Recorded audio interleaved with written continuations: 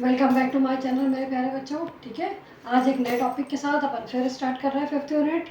बाद में फिर से भाई एक बार आपको पता याद दिलाना चाहूँगी, M2 में सिर्फ ये यूनिट हमें पासिंग मार्क्स दिला देती है, इसलिए और इस यूनिट का हर एक टॉपिक एक नई एनर्जी के साथ आया है, कुछ ना कुछ नया सीखने को मिला है। ठीक है ना, तो जितने पीछे टॉपिक हो चुके हैं प्लीज़ उनको एक बार रिवाइज कर लीजिए।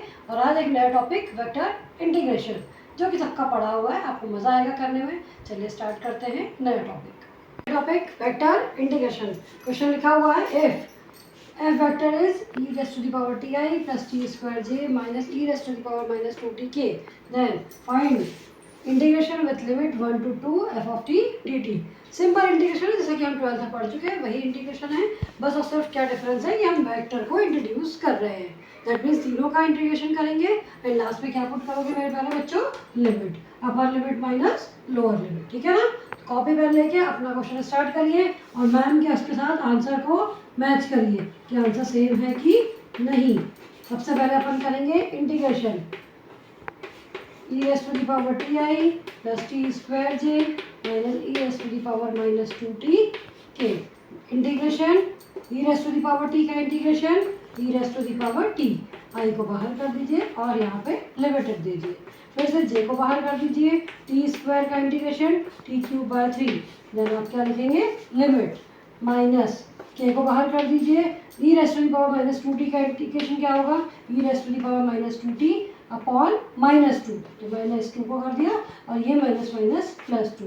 देन लिमिट, अब आप फाइनली क्या पुट करेंगे, लिमिट e की पावर 2 माइनस e की पावर 1 प्लस j में t का क्यूब, दैट मीन्स 2 का क्यूब, 8 माइनस 1 अपॉन 3, अपर limit minus lower limit upon 3 plus k में भी e raise to the power minus 4 e raise to the power minus 2 upon 2 चाहिए, तो इसे answer आप कर सकते हैं, इसे 7/3 लिखेंगे, बाकी सब चीज़ एज इट इज आएगी और ये आपका आंसर होगा।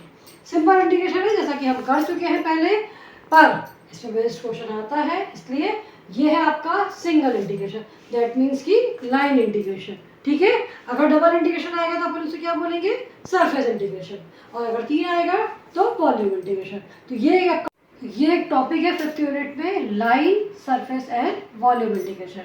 ठीक है, तो ये जो अपन ने किया वो क्या था, लाइन। अब सरफेस और वॉल्यूम इंटीग्रेशन, चलिए एक क्वेश्चन और करते हैं ताकि आपके डाउट जो भी रहेंगे वो क्लियर हो जाएंगे। ठीक है ना, चलो अगला क्वेश्चन देखते हैं।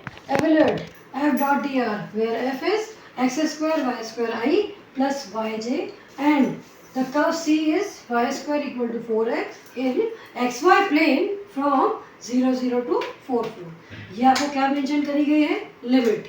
ठीक है ना, x की लिमिट 0 से 4, y की लिमिट भी 0 से 4 and the curve is y² is equal to 4x। ठीक है, सबसे पहले वैल्यू किसकी निकालेंगे, f डॉट dr।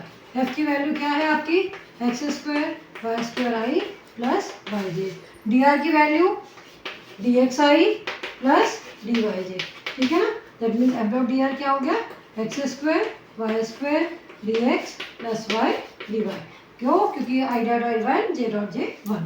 अब हम करेंगे इंटीग्रेशन। इंटीग्रेशन करने में हमें खुद दिख रहा है कि x² y², अगर x के रिस्पेक्ट में करोगे तो ये कांस्टेंट है, ठीक है ना, और अगर इसके रिस्पेक्ट में करोगे तो ये कांस्टेंट है, तो हम किसी को भी एक फंक्शन में चेंज कर दें तो हमारे लिए यहाँ पे इजी क्या होगा, y² को मैंने वैल्यू पुट कर दी है। ठीक है ना, y² की जगह क्या पुट करना था अपने को, 4x, तो मैंने देखिए x² को x² ही लिखा है, y² की जगह क्या पुट कर दिया, 4x, और यहाँ तो कोई इशू ही नहीं है, y का y के रिस्पेक्ट में इंटीग्रेशन हो रहा है। यहाँ इंटू करोगे तो क्या आएगा, 4x² इंटू x क्यूब, और यहाँ y एज इट इज।